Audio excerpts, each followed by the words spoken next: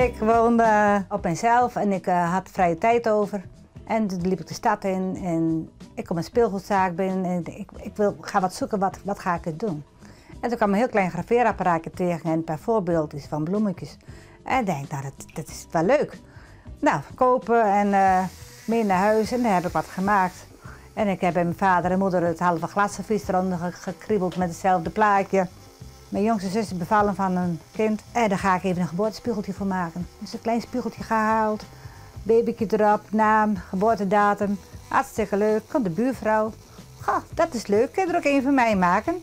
Oh, dan kunnen we met de buurt ook wel een kraammand maken. En dat breidt uiteindelijk steeds verder uit.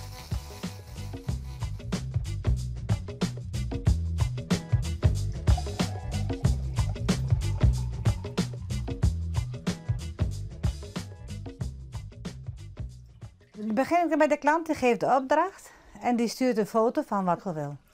En dan is het bepalend of de foto geschikt is.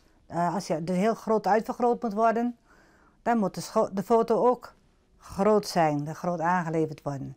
En dan kijken we wat voor lettertype wil je gebruiken. En dan maken we het ontwerp. En dan leg ik de plaat op de spiegel, de tekening, die print ik uit op de maat. Die leg ik erop en dan teken ik hem met carbonpapier op de spiegel. En dan moeten binnen 2 uur alle lijntjes erin staan. Dan trekt de carbonpapier samen als een waterplas, waar allemaal bubbeltjes worden dat. En daarna haal ik de tekening eraf.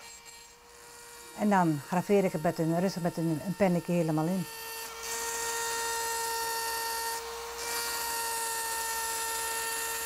Je kan geen flaters maken. Een kras blijft een kras. Ja. Mijn moeder was er ook niet blij mee dat ik kraste op de ramen of op de glaasjes.